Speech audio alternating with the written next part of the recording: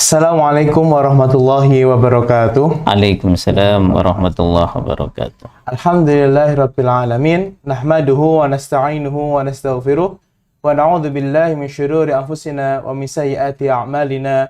May yahdihillahu fala mudilla lahu wa may yudlil fala hadiyalah. Asyhadu an la ilaha illallah wa asyhadu anna Muhammadan abduhu wa rasuluhu la nabiyya wa la rasula ba'da amma ba'du. Alhamdulillahirabbil alamin.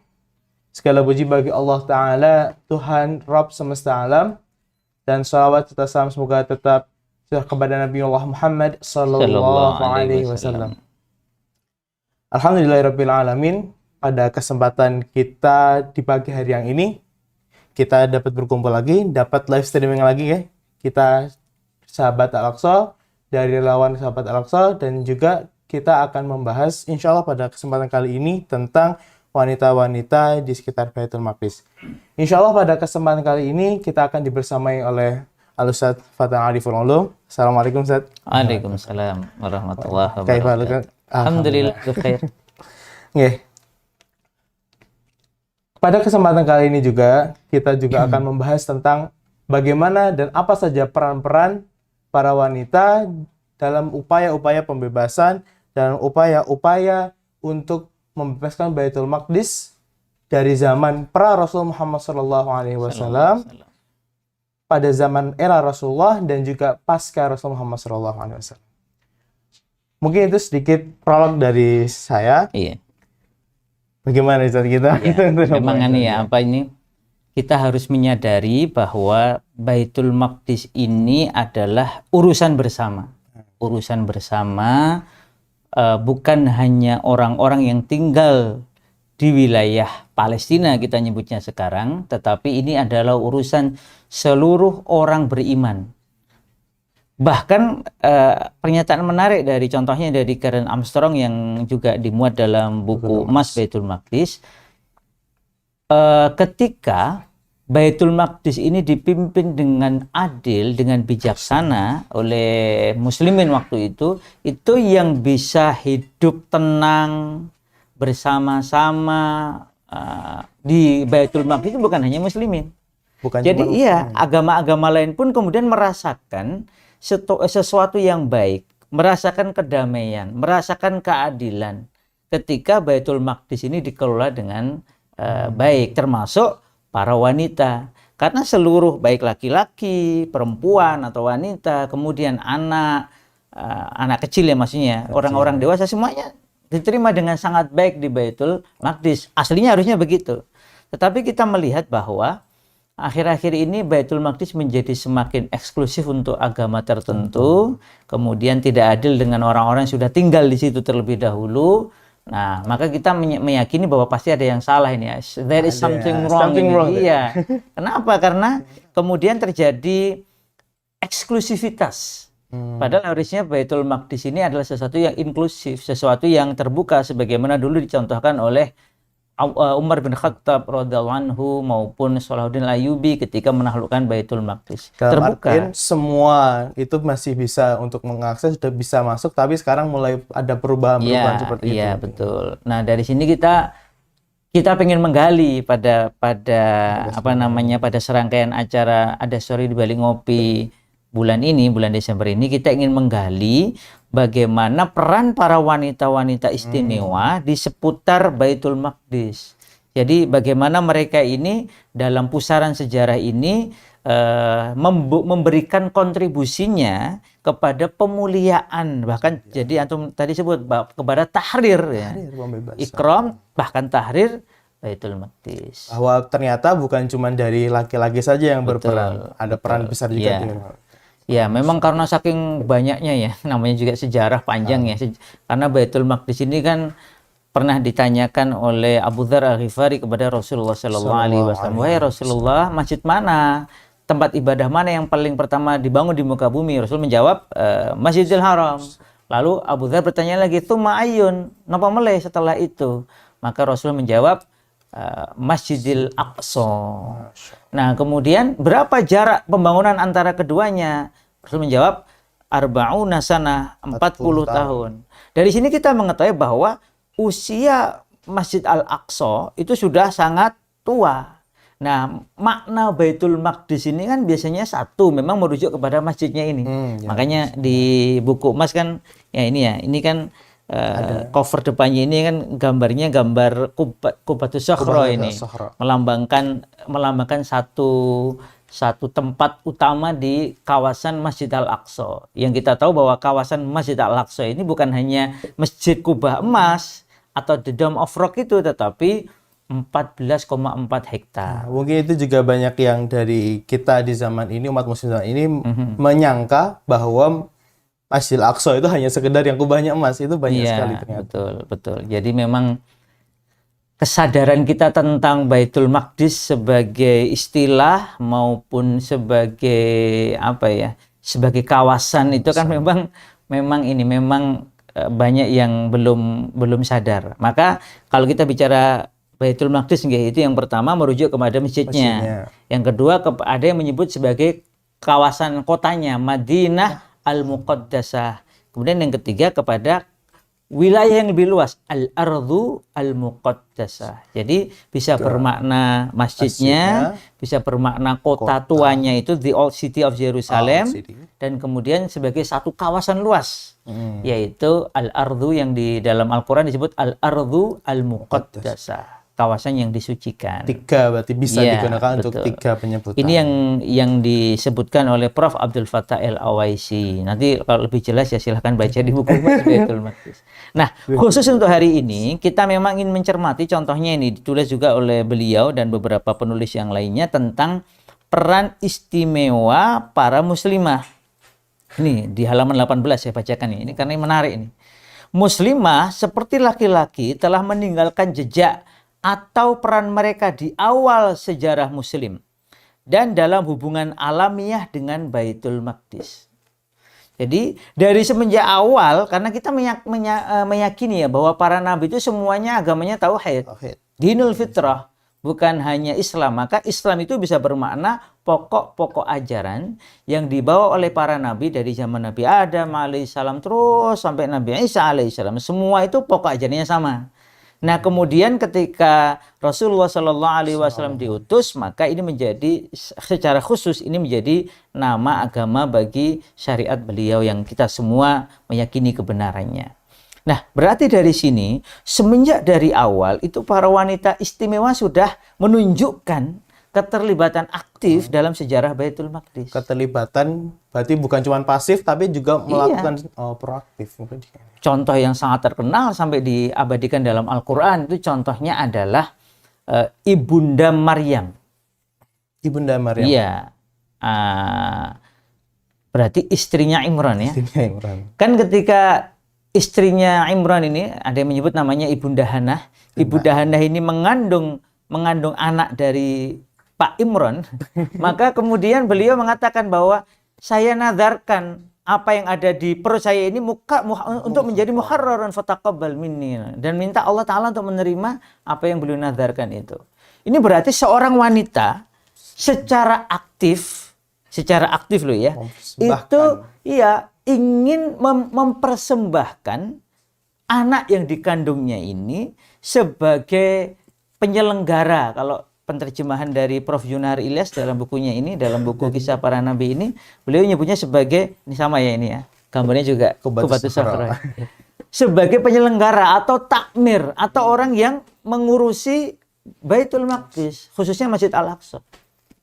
Nah, ini menunjukkan loh, ini aktif ini. Berarti saya ingin anak saya ini menjadi anak yang kelak akan mengurusi Masjid Al-Aqsa. Tentu saja dia berharap karena waktu itu syariatnya yang ngurusi dan tinggal adalah para lelaki, maka dia berharap anaknya laki-laki. Maka ketika yang dilahirkan adalah perempuan, maka beliau tetap beristiqomah bahwa saya ingin mempersembahkan anak ini untuk mengabdi bagi Baitul Maqdis. Itu salah satu peran yang luar biasa seorang ibu mempersembahkan, nanti kan aslinya pengennya putra tapi qadarullah putri, itu untuk menjadi pelayan di Baitul Maqdis. Dan itu bisa menjadi teladan bagi seluruh ibu. Seluruh ibu. Bahwa mari kita, keluarga-keluarga hari ini, sebagaimana keluarga Imran, itu mempersembahkan anak-anak terbaiknya untuk pembebasan Baitul Maqdis dengan berbagai bentuknya. Maka waktu itu saya sempat karena ada acara di Kalimantan Pak waktu itu ya. Saya sempat guyon waktu itu ada acara mak-mak. Kira-kira jamnya segini. Ya, jamnya segini ini bekerja sama dengan para relawan sahabat Al-Aqsa di daerah Kalimantan Timur waktu itu. Mak-mak ya waktu duha seperti ini. Terus saya ceritakan, ibu-ibu ingat kisah tentang istrinya Imran, ingat tentang kisah istrinya Zakaria, bahkan juga nanti ingat tentang kisah Sarah, istrinya Ibrahim alaihissalam. 3 wanita ini sama-sama mempersembahkan anaknya dengan berbagai cara untuk mengabdi kepada Allah Ta'ala, khususnya melalui Baitul Maqdis. Nanti dari Sarah lahir Ishak, dari ada yang nyebut namanya Hanah tadi ya, Bu Hanah tadi, Ibunda Hanah lahir Maryam. Sedangkan dari istrinya Zakaria, ada yang menyebut namanya ini Isya, ada yang menyebut namanya Asya. Ini lahirlah Yahya. Berarti bukan cuma satu, tapi banyak juga. Masya Allah, memang menakjubkan kisah-kisah di Baitul Maqdis itu, dan berkaitan dengannya menakjubkan.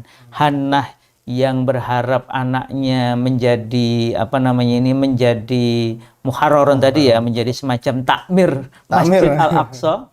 Kemudian Zakaria yang sudah sepuh, sudah beruban, mengaku istrinya ini mandul, tetapi dengan izin Allah Ta'ala meminta kepada Allah Ta'ala dan dikabulkan dengan lahirnya Yahya, yang belum pernah ada anak diberi nama Yahya sebelumnya. Pertama. Iya, kan disebutkan dalam Al-Quran, ini pertama kali Allah Ta'ala, belum pernah diberi nama seorang anak dengan Yahya. Yahya ini kan fi'il mudhari' ya. Iya. Jadi seakan-akan ini anak akan sedang dan senantiasa hidup. Dan kemudian yang tadi ini juga Ibunda Sarah. Maka kita perhatikan memang di dalam sejarah Baitul Maqdis ini, menurut saya memang ada 3 fase sejarah penting di mana para wanita, para perempuan istimewa ini berkontribusi kepada Baitul Maqdis. Yang pertama ya, Mas Ian, itu yang pertama adalah saat sebelum periode datangnya Rasulullah Sallallahu Alaihi Wasallam. Memang rentangnya panjang. Cuma memang kisahnya kan tentu saja tidak sekaya ketika kisah di zaman Rasulullah Sallallahu Alaihi Wasallam. Maka di zaman Rasulullah Sallallahu Alaihi Wasallam nanti contohnya di dalam catatan, di buku ini juga setahu saya, di dalam catatan Dr. Ahmad Al-Halabi, seingat saya namanya Dr. Ahmad Yusuf Abu Halabi. Ini beliau juga mencatat hal yang sangat menarik, bahwa beliau membuat daftar tokoh-tokoh orang-orang yang pernah masuk langsung ke Baitul Maqdis dari golongan sahabat.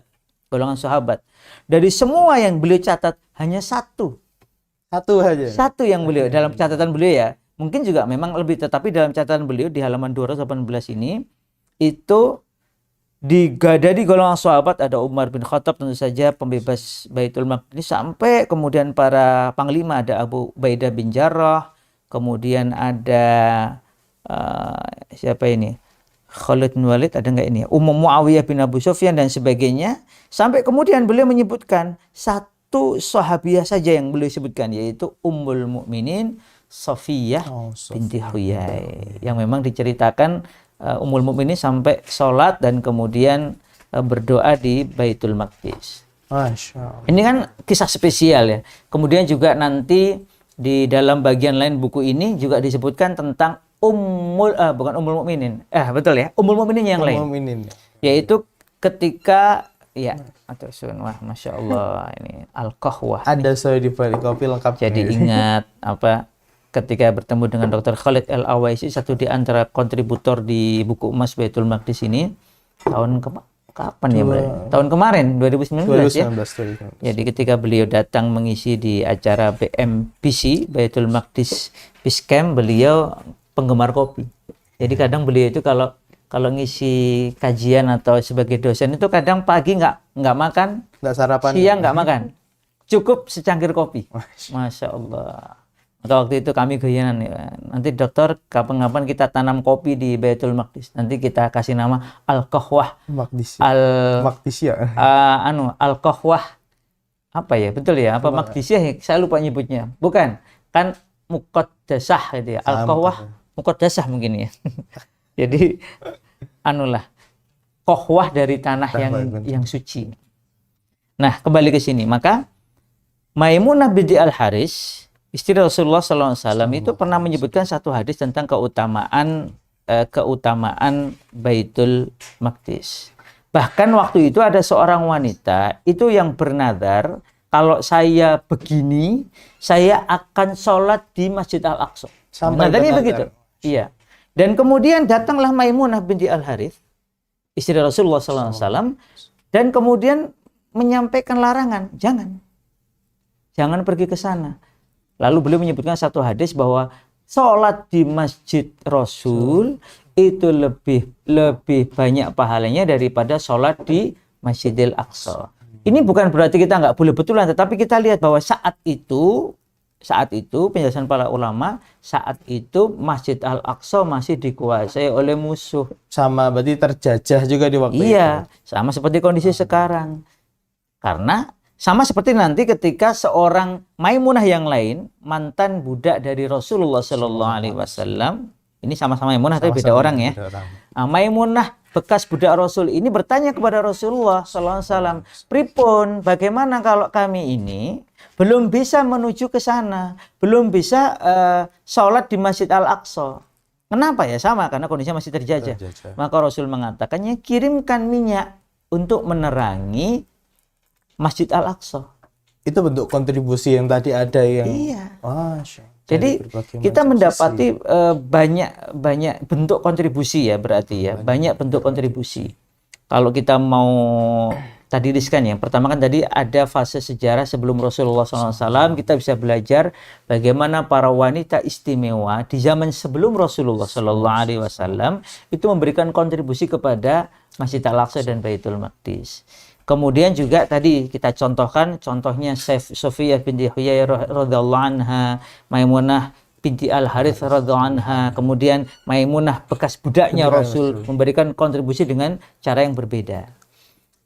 Kemudian ya, dan kalau nanti kalau kita mau pengen lihat juga bagaimana kontribusi ummahat setelah itu bisa mengecek di buku ini, Model Kebangkitan Umat Islam. Di sini nanti ada catatan menarik dari Dr. Majid Ihsan Al-Kilani tentang kontribusi para ummahat, para akhwat, para muslimah di era Islah, Madrasah Islah, yaitu di era Imam Al-Ghazali, di era Syekh Abdul Qadir Al-Jailani, maupun nanti di era Nuruddin Mahmud Jangki dan di era Salahuddin Al-Ayyubi. Jadi bisa dibilang dari semua fase sejarah itu ada kontribusi nyata dari para muslimah itu. Iya.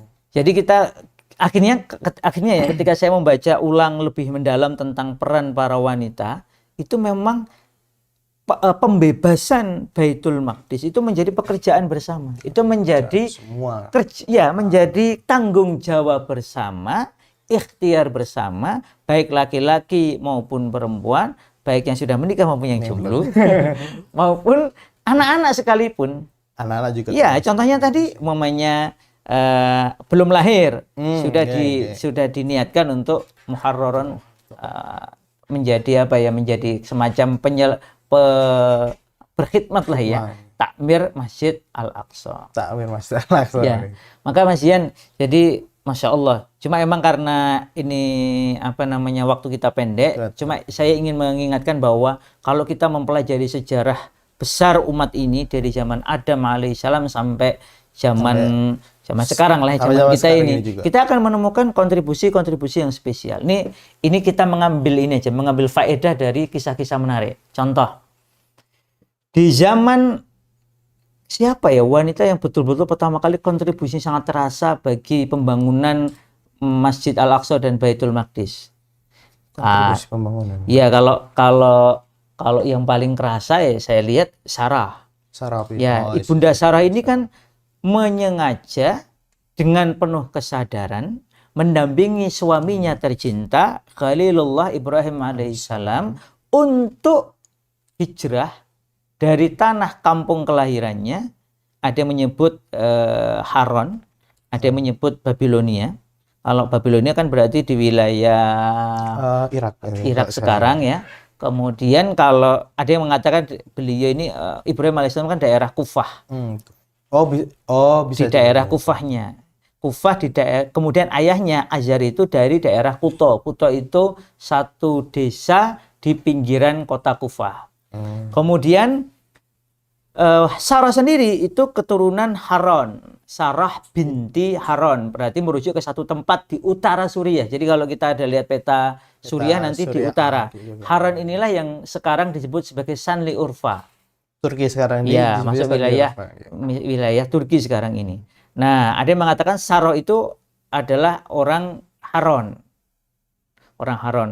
Nah, maka dari mengikuti suaminya Ibrahim alaihissalam, maka Sarah ini rela hijrah berpindah dari kampung halamannya, berpisah dengan keluarganya demi ketaatan kepada Allah dan Rasulnya. Itu inspiratif sekali, berarti bahkan rela untuk mengikuti. Rela mengikuti suami, bahkan kalau kasus ini pindah ke Baitul Maqdis. Oh, Masya Allah. Pindah ke bumi Syam. Pindah ke bumi Syam. Kan bumi Syam ya, yang memang dipilihkan oleh Allah adalah yang nanti di manakah tempat tinggal beliau di Hebron. Hebron ini yang disebut kemudian Al-Khalili. Kenapa disebut Al-Khalili? Karena disitulah Khalilullah Ibrahim alaihissalam tinggal. Jadi betapa luar biasanya ini. Sampai rela pindah tempat, tempat tinggal, pindah rumah untuk mengikuti Rasulnya, untuk mengikuti perintah Allah Ta'ala. Kenapa? Karena yang memerintahkan untuk hijrah ke Biladus Syam, ke Masjid Al-Aqsa itu adalah Allah Ta'ala. Itu bisa itu kontribusi luar biasa. Kontribusi itu dalam, oh iya benar. Nanti kemudian begitu juga umpamanya Hajar. Hajar kan juga kemudian setelah dari Mesir hijrah, dihadiahkan oleh Raja Zalim itu ya ke Sarah, dan kemudian menikah dengan Ibrahim alaihissalam. Dan setelah melahirkan di Baitul Maqdis, mendapatkan tugas lain dari Allah Ta'ala, harus dipindahkan ke tempat suci yang lainnya, yaitu Masjidil Haram. Ini juga kontribusi luar biasa, dua wanita spesial yang kemarin sempat kita bahas ketika di Masjid Baitur Rahim itu ya. Nah, ini contoh bahwa berhijrah mengikuti perintah Allah Ta'ala dalam rangka memuliakan syiar-syiar Allah. Nanti tadi ya, Sarah dari tempat kampung halamannya nun jauh di Haran ke Baitul Maqdis, atau Hajar dari Mesir pindah ke Baitul Maqdis, dan kemudian dari Baitul Maqdis ini setelah melahirkan Ismail mendapatkan tugas dakwah yang luar biasa, yaitu harus pindah ke tanah tak bertuan, tanah tanpa tanaman, tanah tanpa teman itu di wilayah Masjidil Haram, di Makkah, di Mekah itulah. Dan kemudian di sana ditinggal sama suaminya. Berarti keluarga semua keluarganya itu berkontribusi. Maka Allah memujinya sebagai wa ali Ibrahim. Jadi Adam, Nuh, wa ali Ibrahim, wa ali Imran. Maka keluarga Ibrahim memang keluarga teladan yang Allah Ta'ala pilih sebagai teladan bagi setiap keluarga. Termasuk ini tadi para emak-emaknya ini yang luar biasa. Maka dari keluarga inilah nanti lahir, momennya dari Sarah ya, lahir Ishak. Ishak nanti juga memiliki istri yang salihah, dari istri salihahnya lahirlah Yakub. Yakub memiliki beberapa istri, dan dari satu di antara istrinya lahirlah Yusuf. Nabi Yusuf alaihissalam yang kisahnya menakjubkan itu. Dan selain itu nanti juga dari istri yang lain lahirlah Yehuda. Atau Yahuda bin Ishak, nanti anak turunnya melahirkan Daud alaihissalam. Satu keluarga itu semua. Jadi memang ini keluarga yang Allah Ta'ala pilih ya. Dimulai dari Adam, terus nanti Nabi Nuh, kemudian dari semua, kan setelah itu turunan manusia kan dari turunannya Nuh alaihissalam. Kemudian yang betul-betul spesial adalah Ibrahim alaihissalam, karena beliau inilah dari turunannya baik jalur Ismail maupun jalur Ishak lahir para nabi. Nah, maka kalau kita bicara kontribusi, kita harus ingat walaupun sedikit ya, karena terbatasnya referensi. Kan harusnya kan sebelum Daud Musa dulu ya. Tadi kelupaan. Harusnya dari Yahuda bin Yakub itu nanti lahir keturunan namanya Musa alaihissalam. Musa alaihissalam ini kita tahu punya kakak yang kemudian juga jadi nabi, yaitu Harun alaihissalam. Dan kita juga menarik, nanti Musa alaihissalam menikah dengan putri Syuaib. Syuaib. Ah. Yang kisahnya sebenarnya menakjubkan juga untuk kita gali. Kenapa? Karena putri Syuaib itu ada 2 dan rela untuk menggembala kambing karena ayahnya sudah sepuh. Wah, ini dulu ada seorang ustadz saya berkomentar begini. Nah, maka satu di antara yang dipuji oleh Al-Quran adalah wanita penggembala kambing. Jadi kalau mau cari jodoh bisa jadi bisa itu. Kenapa? referensi. Terbukti sudah bisa mengurusi kambing dengan baik dalam rangka taat kepada Allah dan bakti kepada ayahandanya yang sudah sepuh.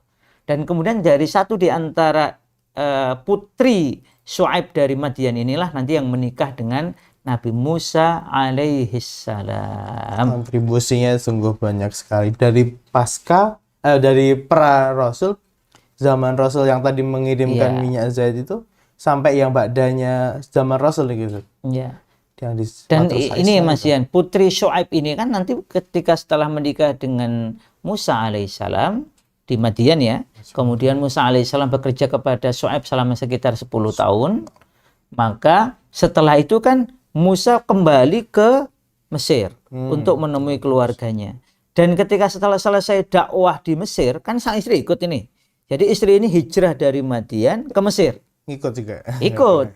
Kemudian setelah itu ada perintah hijrah lagi dari Mesir untuk membawa Bani Israel yang beriman ini ke Padang. Biladus Syam. Biladus Syam. Biladus Syam. Targetnya adalah masuk ke Baitul Maqdis. Cuma ketika sudah sampai di dekatnya Baitul Maqdis, ada perintah dari Allah kan, udkhulu al-ardu al-muqaddasah itu ya. Iya. Nah, maka kemudian Nabi Musa alaihissalam melakukan pengintaian ya, mengirimkan mata-mata kira-kira 12 dari masing-masing kabilah dari keturunan Yakub ada 12 ya. Nah, itu menjadi 12 kabilah dan kemudian setelah itu mereka lapor. Dan berarti kan istrinya Musa alaihissalam ikut di dalam kafilah hijrah ini. Dan ketika kemudian orang-orang Bani Israel tidak sanggup untuk masuk, maka kan mereka harus tinggal di Padang Tih 40 tahun lamanya. Dan siapa yang ikut mendampingi Musa alaihissalam? Ya istri ini, yang putri Syuaib yang menjadi istri beliau ini. Masya Allah. Mendampingi suami untuk berdakwah pada kaumnya. Berjihad dan ya akhirnya kalau dipikir-pikir ini mungkin madrasah luar biasa ya, madrasah di Padang Tih 40 tahun lamanya dibimbing langsung oleh Nabi Musa alaihissalam dan Harun alaihissalam. Yang ini nanti dari generasi inilah lahir generasi Yusha bin Nun. Kemudian nanti setelah Yusha bin Nun wafat, ada dalam catatan Ibnu Katsir dipimpin oleh Kaleb bin Yufna. Dan Kaleb bin Yufna ini ada yang mencatat beliau menikah dengan kakaknya Musa alaihissalam. Kan ada yang namanya Maryam juga ya. Kebetulan ayahandanya Musa alaihissalam itu juga Pak Imran juga. Cuman beda. Imran ayahnya Musa dengan Imran ayahnya Maryam itu kan terentang sekitar 1800-an tahun. Jadi jangan salah paham. Berarti Musa adiknya Maryam. Ya enggak gitulah, Bro, gitu ya. Ini cuma nama aja. Kenapa? Karena nama Imran berarti nama orang yang memang dimuliakan di kalangan orang-orang beriman saat itu. Ya sama seperti sekarang ada Pak Imran juga ya. Banyak juga sekarang Pak Imran. Nah, jadi kontribusinya itu memang yang sangat spesial adalah mendampingi suami bersungguh-sungguh untuk kemudian berkontribusi kepada membangun generasi. Membangun generasi maupun sampai kepada pelayanan langsung ke Baitul Maqdis. Dan ini ditunjukkan secara sungguh-sungguh, secara serius oleh istrinya Imran, Buhanah tadi ya. Ketika ada satu riwayat bahwa Pak Imran waktu itu sudah Imran suaminya itu ya. Imran yang Ali Imran. Ayahandanya Maryam ini kan sudah wafat. Maka ketika istrinya ini mengandung anak dari Pak Imran ini, sang istri ya Ibunda Hanah ini sampai tadi, pokoknya saya akan persembahkan anak saya ini untuk Baitul Maqdis. Nah, ini jadi inspirasi bagi kita semua. Kalau mampu, kenapa kita tidak mempersembahkan putra-putri kita untuk kita persembahkan bagi tahrir Baitul Maqdis? Karena itu juga sudah dilakukan oleh orang-orang soleh terdahulu. Masya Allah, betul. Dan kemudian Allah terima biqabulin hasanin, dengan penerimaan yang baik, meskipun itu perempuan al-untha, betul. Dan memang laki-laki beda dengan perempuan. Waktu itu yang diizinkan menjadi semacam takmir masjid itu adalah para laki-laki. Tapi dengan izin Allah Ta'ala, itu kemudian syariat saat itu dirubah demi menerima nazar baik dari Ibunda Hana ini. Maka istimewa kemudian, banget jadi betul. Kemudian Maryam ini boleh tinggal di satu sudut atau satu kawasan, ya mihrab di dalam kawasan Masjidil Aqsa. Dan ini menunjukkan Masya Allah betapa Allah Ta'ala ini menerima semua upaya baik dalam rangka ketaatan kepada Allah Ta'ala. Ibunya, Ibunda Hana memberikan anaknya dengan sungguh-sungguh. Kemudian Maryam kita tahu akan menjadi satu teladan. Bahkan beliau disebut oleh Rasulullah SAW sebagai satu di antara 4 penghulu jannah. Jadi para wanita seluruhnya ini nanti ketika di jannah itu pemimpinnya sayyidahnya 4. Satu di antaranya adalah Maryam. Berarti betapa tadi juga disebutkan betapa istrinya Musa alaihissalam itu mendampingi suaminya dalam mendidik satu generasi. Ada yang berkontribusi secara langsung dengan hijrah ke tempat tersebut, menghadiahkan, mungkin ada yang lain-lainnya juga saat itu. Bagaimana kontribusi-kontribusi yang lainnya itu. Jadi kalau kita sedikit kembali tadi, kalau kita mempinpoint tadi Putri Syuaib tadi yang kemudian menjadi istri Musa alaihissalam yang kemudian mendampingi suaminya sampai hijrah ke Mesir, hijrah ke Biladus Syam itu, kita melihat bahwa para wanita istimewa itu memang orang-orang yang dari sebelum menikahnya itu memang sudah punya kecenderungan untuk senantiasa taat kepada Allah Ta'ala. Tadi kan 2 putri Syuaib tadi itu bukan hanya putri yang berbakti kepada orang tuanya, tetapi juga betul-betul menjaga kehormatannya. Karena ada satu peristiwa menarik ketika putri Syuaib ini diminta untuk memanggil Musa alaihissalam yang sudah menolong mereka berdua untuk memberi minum ternak-ternaknya. Itu kan karena yang tahu jalan itu adalah sang putri ini, putri Syuaib itu, maka putrinya itu jalan di depan. Kemudian karena Musa nggak tahu jalan, maka dia jalan di belakang. Lalu angin menyibakkan sesuatu dari pakaian sang putri ini sehingga Musa merasa ini mengganggu.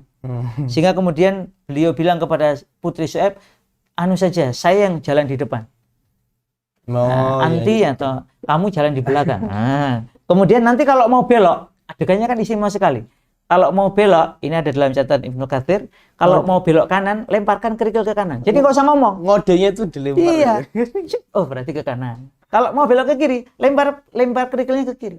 Sehingga ini penjagaan luar biasa Musa alaihissalam dari satu sisi, tapi yang lain kita belajar bahwa ini memang wanita istimewa. Sehingga orang yang tidak mau merayu, tidak genit dengan laki-laki, menjaga diri, menjaga pandangan, menjaga amanah, maka kemudian sampailah di rumah Syuaib barulah nanti cerita. Dan nanti ngasih kode juga.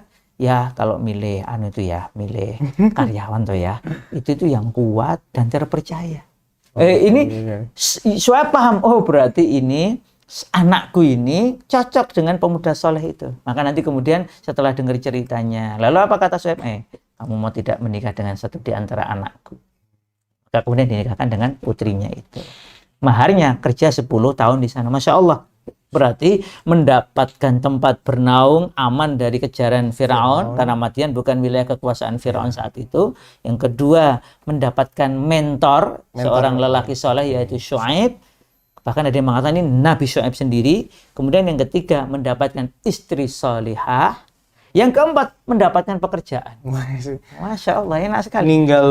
Meninggalkan kenyamanannya yang ada di Mesir, tapi Allah Ta'ala gantikan. Meninggalkan kenyamanan di Mesir karena Allah, karena membela agama Allah, dan kemudian mendapatkan segala sesuatu untuk persiapan dakwah dan jihad di masa mendatang. Karena 10 tahun kemudian, beliau kembali ke Mesir untuk melakukan dakwah kepada orang-orang di Mesir.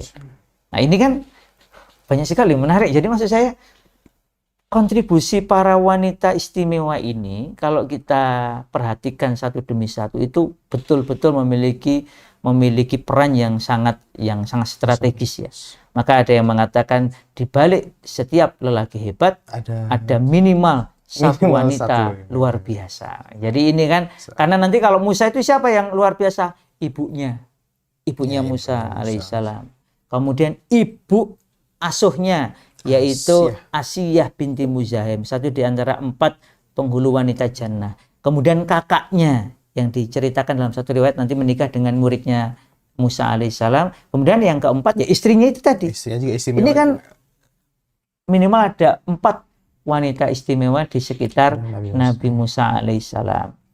Kemudian tadi keluarga Imran, maka ada Ibunda Hannah, kemudian ada yang mengatakan istri Nabi Zakaria alaihissalam yang namanya Isya atau dalam satu riwayat Asya itu adalah adiknya Hannah, adiknya Ibunda Hannah ini. Berarti ya bibinya. Berarti kalau Bibinya adiknya berarti ini kan Imran dengan berarti Zakaria dengan Imran ini kan berarti kakak adik ipar, karena suami istri mereka itu kakak adik. Pendapat yang lain, Maryam adalah adiknya Isya ini.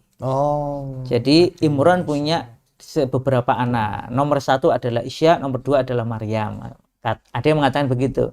Tetapi Prof Yun mengatakan dengan jarak umur antara Zakaria dengan istrinya dengan Maryam yang jauh, karena Zakaria ini sudah sepuh, istrinya juga sudah sepuh dan mandul, bahkan dikatakan begitu.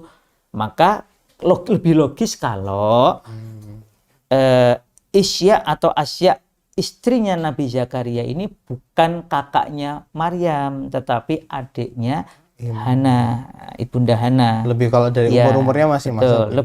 Lebih logis gitu loh, karena dari segi jarak. Sehingga nanti Zakaria itu adalah pamannya Maryam. Nah ini kan ya selain menunjukkan masalah nasab ini ya, orang mulia mencari orang mulia, orang soleh mencari keluarga soleh untuk menghubungkan diri. Ini juga pelajaran bagi kita. Ini juga keluarga besar ini menghabiskan umurnya untuk mengabdi kepada Allah, khusus pembahasan kita ya, melalui pengabdian di Baitul Maqdis. Baik Ibunda Hannahnya, kemudian Ibunda Isya atau Asya tadi, istri Zakaria, kemudian Maryam sendiri, bahkan ada kalimat menarik dari seorang guru Quran. Maryam ini spesial, karena Maryam ini menghabiskan umurnya di tempat yang disucikan, yaitu Masjid Al-Aqsa, untuk menyiapkan generasi Aisyah. Kan ini menghabiskan umurnya di masjid, berdoa kepada Allah, beribadah kepada Allah Ta'ala, sampai-sampai ketika Zakaria datang, loh kok kamu dapat makanan ini nih? Dari mana? Huwa min indillah. Ini dari kiriman dari Allah. Langsung. Gimana ngirimkannya ini? Tapi ini menjadi inspirasi buat Zakaria. Ini kalau Allah bisa mengirimkan makanan, ada tafsir menarik yang ditulis oleh, tafsir ini dikutip oleh Prof Yunar Ilyas. Jadi itu maksudnya, kalau nggak Prof Yun malah di Ibnu Katsir ya, ini makanan yang biasanya di waktu musim panas kok bisa tersedia ketika waktu itu musim dingin. Bukan. Dan sebaliknya, ada makanan-makanan atau buah-buahan musim dingin kok bisa muncul di musim panas. Nggak pada waktunya, tapi ada waktunya kok ada. Makanya jawaban Maryam itu ini kiriman dari Allah Ta'ala. Maka ini menjadi inspirasi bagi Zakaria, berarti saya harus terus-menerus berdoa. Jangan berputus asa dari rahmat Allah Ta'ala. Maka kemudian Allah Ta'ala juga kabulkan doa Zakaria dengan lahirnya Yahya melalui istri beliau yang solihah, yaitu Ibunda Isya atau Ibunda Asya tadi. Jadi ini ya, makanya sempat terfikir ya, memang kalau ada yang amal soleh ya Mas Zian atau malah mbak-mbak mak solihah itu yang mendengarkan ini, Masya Allah, itu mengumpulkan kisah-kisah para wanita istimewa di zaman sebelum Rasulullah ini, dari Ibunda Sarah, Ibunda Hajar, kemudian tadi ya keluarga besar Musa tadi itu ibunya Asiyah binti Muzahim. Karena ini kan lahirnya generasi Musa ini kan tentu saja kan ada ibu-ibu luar biasa ini. Kemudian tadi sama istrinya yang putri Syuaib yang luar biasa itu, sampai kepada keluarga besar Imran dan Zakaria ini. Ini kan profil-profil wanita solihah dan istimewa yang bisa menjadi teladan bagi kita. Apalagi kalau kemudian ditambah tadi dengan Sofiyah binti Huyai, Maimunah binti Al-Harith, maupun istri-istri Rasulullah lainnya yang kita yakin berkontribusi untuk mendidik umat di zaman itu, baik saat Rasulullah masih hidup maupun setelah Rasulullah wafat. Sehingga nanti lahirlah generasi tabi'in yang nanti bersama Umar bin Khattab, generasi tabi'in inilah dengan sahabat yang masih hidup mampu membebaskan Masjid Al-Aqsa dan Baitul Maqdis. Kalau misalnya kita tarik mungkin agak cepat sedikit nanti. Iya. Bagaimana kalau apa sih yang bisa dilakukan kontribusi muslimah di masa ini? Dalam artian tadi kita sudah mengambil inspirasi bahwa berbagai macam kontribusi nyata, terutama mungkin yang tadi saya garis bawahi itu bagaimana menyiapkan generasi, karena nggak mungkin satu generasi tanpa ada ibu-ibu yang istimewa yang salihah seperti itu. Tapi kalau bisa ditarik lagi, apa sih mungkin yang lebih bisa kita lakukan untuk terutama muslimah-muslimah di masa ini terhadap kontribusinya dalam tahrir Baitul Maqdis tersebut? Ya, sebenarnya memang banyak sekali yang bisa dilakukan ya. Apa sih yang bisa kita lakukan dengan pembebasan Baitul Maqdis? Yang pertama, sebenarnya kita terlibat, jadi para wanita, para muslimah terlibat aktif dalam gerakan ma'rifah Baitul Maqdis. Contoh tadi, Maimunah binti Al-Harith itu menemukan ada seorang wanita, itu niatnya baik, dia bagian dari syukurnya adalah ingin sholat di Masjid Al-Aqsa. Padahal waktu itu Masjid Al-Aqsa masih terjajah. Maka ibunda Maimunah binti Al-Harith ini radhiyallahu anha itu menyampaikan hadis Rasul bahwa kamu sholat di sini ini karena sini ini bebas, kamu bisa sholat dengan tenang di sini, itu lebih utama daripada sholat di sana karena di sana sedang terjajah. Jadi ini contoh bahwa para muslimah yang sadar tentang keistimewaan Masjid Al-Aqsa, keutamaannya, kondisinya, kemudian melakukan syiar kepada sesama muslimah, sehingga sampai-sampai Maimunah bekas budaknya bekas budak itu, bayangkan di zaman itu kan namanya budak itu kan, mohon maaf ya, itu kan beda, levelnya itu dianggap paling rendah. Tetapi sampai ada seorang dan itu bukan hanya budak, perempuan. Karena di zaman itu kan namanya perempuan dihinakan, kadang diperjualbelikan, kemudian apalagi diperbudak.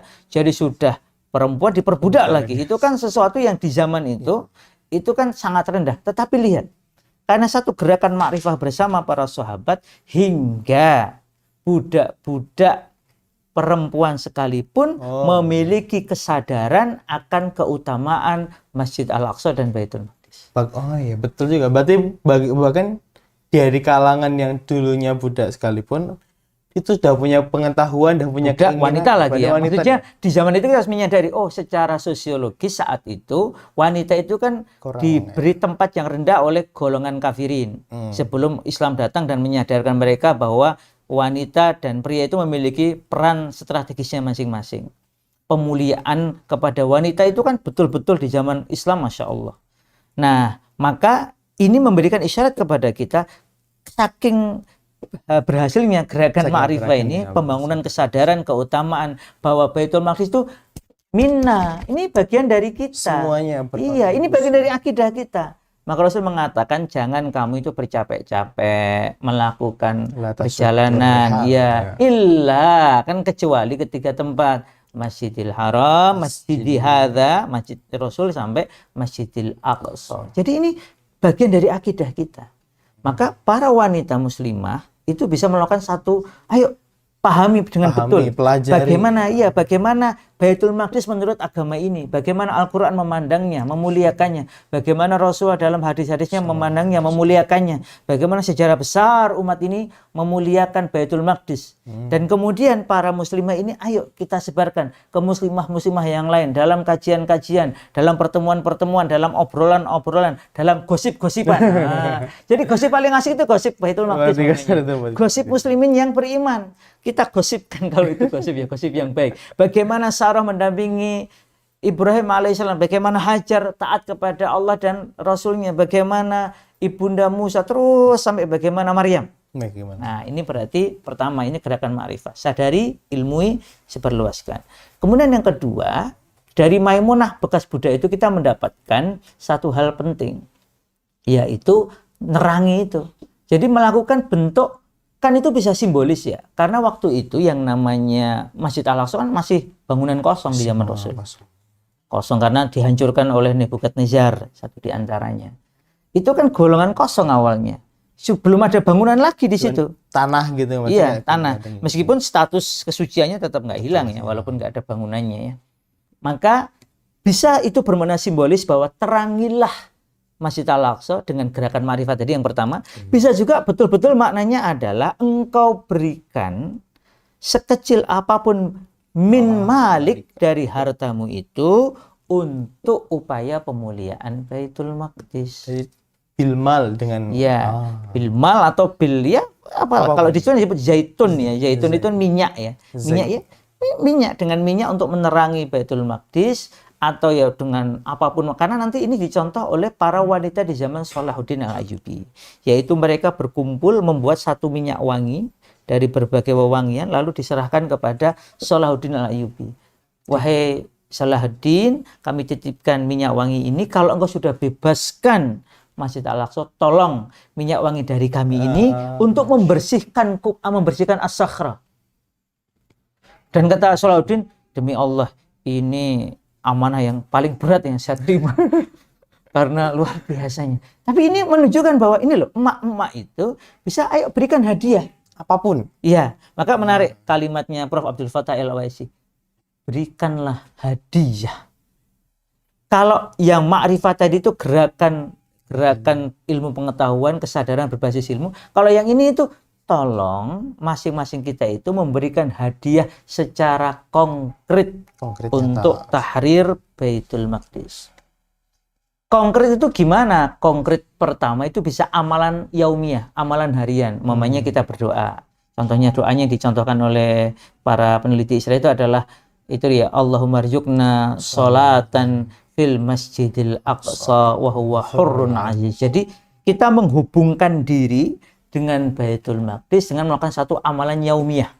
Amalan-amalan yang dilakukan setiap hari. Setiap hari. Doa ini, kalau Rasul kan dalam riwayat Ibnu Aisyah, ini juga penting ini, karena riwayat sahih tentang keutamaan surat yang mengandung ayat tentang Baitul Maqdis langsung adalah contohnya surat Al-Isra. Itu Ibunda Aisyah meriwayatkan satu hadis, yaitu Rasulullah tidak tidur di malam hari kecuali setelah membaca surat Az-Zumar dan surat Bani Israel. Maksudnya adalah surat Al-Isra yang ada ayat tentang subhanalladzi, ini ayatnya ini, asra bi 'abdihi lailan minal masjidil haram ilal masjidil aqsa. Jadi ini kontribusi ma'rifah yang luar biasa, meriwayatkan hadis sahih tentang Masjid Al-Aqsa dan Baitul Maqdis. Jadi ada 3 yang paling utama gitu. Ya. Tentang keilmuan, ma'rifah. Kemudian tadi sebenarnya saya menyebutnya tadi sama ya, ngasih hadiah. Mempersembahkan hadiah. Hadiahnya itu bisa satu amalan yaumiyah untuk menghubungkan diri dengan Masjid Al-Aqsa seperti doa untuk Masjid Al-Aqsa, Baitul Maqdis, kemudian baca surat Al-Isra agar kita itu hubungannya itu menjadi hubungan ada koneksi. Ya, koneksi spiritual, koneksi pribadi dengan Masjid Al-Aqsa dan Baitul Maqdis. Nah, maka kemudian hubungan berikutnya yang penting adalah memang kita menyediakan, kalau itu kita bagi 3 gitulah ya. Maka memberikan hadiah konkret untuk Baitul Maqdis. Termasuk yang konkret adalah Ibunda Hana memberikan anaknya untuk berkhidmat bagi Baitul Maqdis. Dan alhamdulillah saya ini ke Allah, alhamdulillah Allah Ta'ala kasih rezeki kami, saya sekeluarga itu kan anak baru 3 waktu itu ya. Terus biidznillah istri saya hamil, alhamdulillah keempat. Maka saya dengan istri berniat anak ini kami persembahkan untuk terlibat secara aktif dalam tahrir Baitul Maqdis. Sampai maka anak ini, anak keempat kami ini diberi nama sesuai dengan nama tokoh-tokoh pembebas Baitul Maqdis. Maka kami memberi nama anak keempat ini karena laki-laki Nuruddin Umar Al-Mubashir. Loh kok namanya itu? Karena di dalam catatan para ulama, pembebas hakiki Baitul Maqdis itu adalah Nuruddin Mahmud Zanggi. Maka saya mengambil nama Nuruddin, bukan Salahuddinnya, Nuruddin.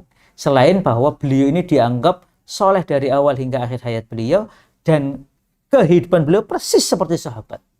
Sehingga disebut sebagai khalifah yang adil ke-6. Setelah Khulafaur Rasyidin, yang kelima Umar bin Abdul Aziz, yang ke-6 adalah Nuruddin Mahmud Zangki.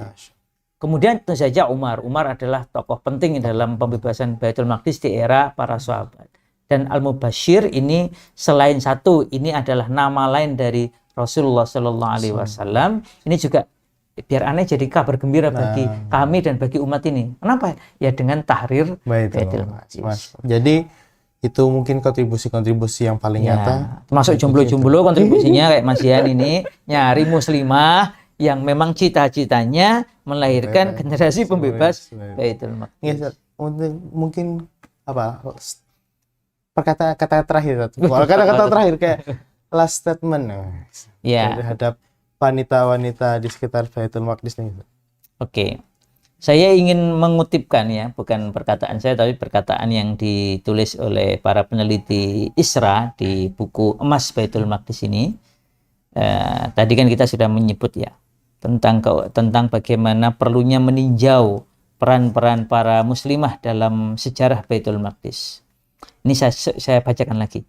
Penting juga untuk membandingkan kontribusi perempuan dan peran mereka yang berulang dalam pembentukan sejarah Baitul Maqdis di semua zamannya. Makanya tadi saya nyebut zaman-zaman sebelum Rasul perlu kita ingat. Sebagai contoh, Sarah Hasan, ini seorang peneliti wanita, menjelaskan bahwa Ummul Mukminin Sofia binti Huyai bin Akhtab radhiyallahu anhu, kisah hidupnya pada umumnya dan kunjungannya ke Baitul Maqdis pada khususnya yang dengan jelas menggambarkan bagaimana seluruh proses negosiasi latar belakangnya sebagai keturunan Yahudi. Dan awalnya memang bapaknya kan tokoh Yahudi ya, dan agama Islamnya, lalu beliau masuk Islam sampai pada puncaknya beliau nanti masuk di Baitul Maqdis, sholat di dalam Baitul Maqdis, berdoa di dalam Baitul Maqdis.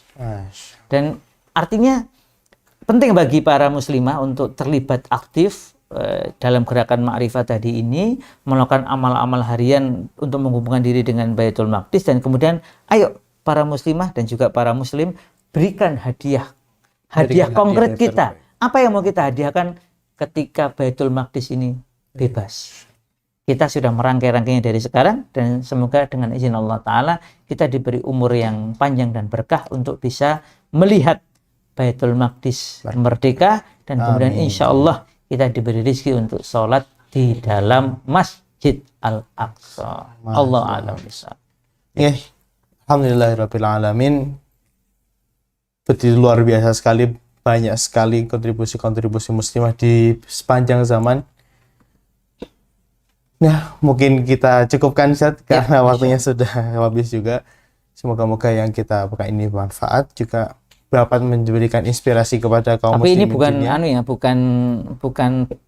bukan putaran terakhir ya sebenarnya. Masih Jumat.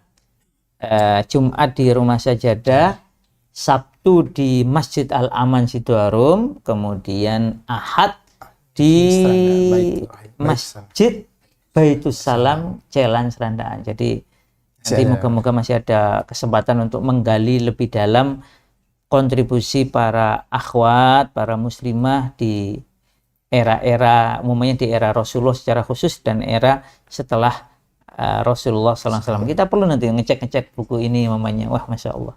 Insya Allah, semoga ada kesempatan lagi. Mungkin demikian untuk talk show kita kali ini. Ya. talk show.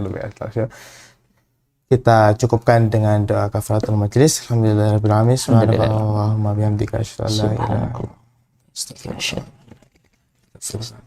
Demikian kami dari Sahabat Al-Aqsa, relawan Sahabat Al-Aqsa Jogja, ucapkan syukran jazakumullah khairan katsira, dan kami akhiri wassalamualaikum warahmatullahi wabarakatuh. Waalaikumsalam warahmatullahi wabarakatuh.